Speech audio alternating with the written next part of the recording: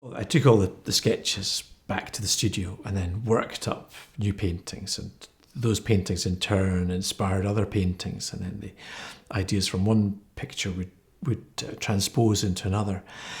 And I found that I was creating works that were about the kind of overall experience that I had and the interweaving of the stories that I'd been collecting.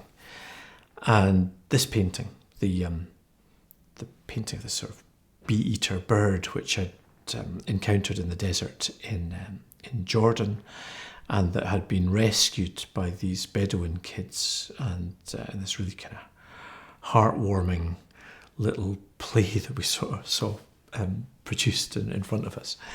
That image really stayed with me. It somehow encapsulated these migrating birds and the suffering and the challenges of the people who were trying to follow these same migratory routes. And I've conjured together the themes of crossing the desert with crossing oceans.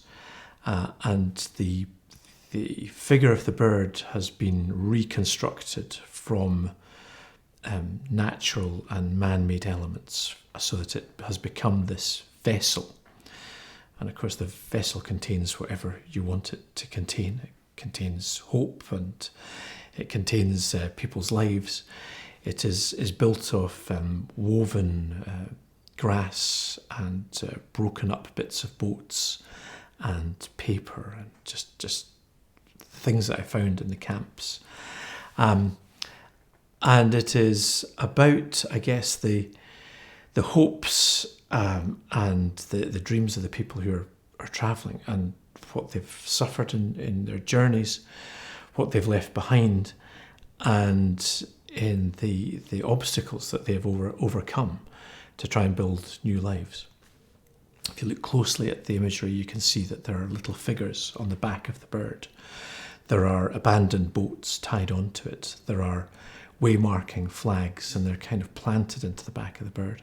And quite often I would hear details about people's journeys, and something would strike me as really unusual or really visually poignant.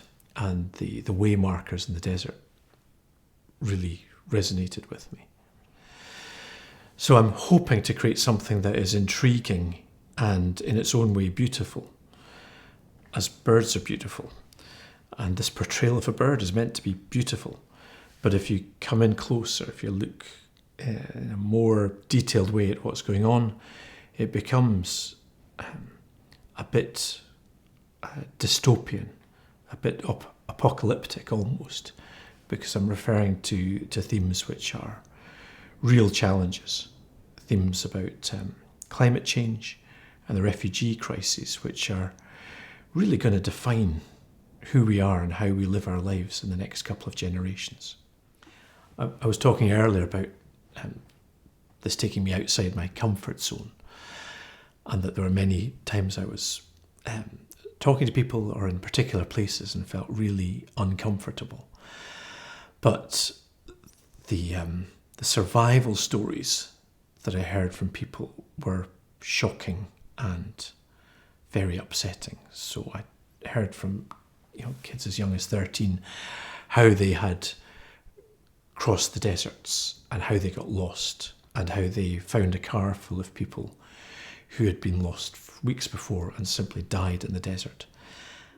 These refugees, these migrants, have often been in situations where there wasn't a safety net, where there wasn't support, where they were beyond the reach of help or law or even any kind of government.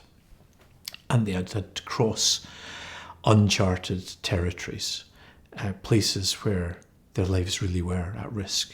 And some of the stories I heard, they had only just survived. People's ability to overcome those challenges, as that speaking to people who have overcome stuff that I would just find crushing, has been really inspirational. I mean, incredibly inspirational. The sad truth of it is that there are a lot of people equally who have been lost.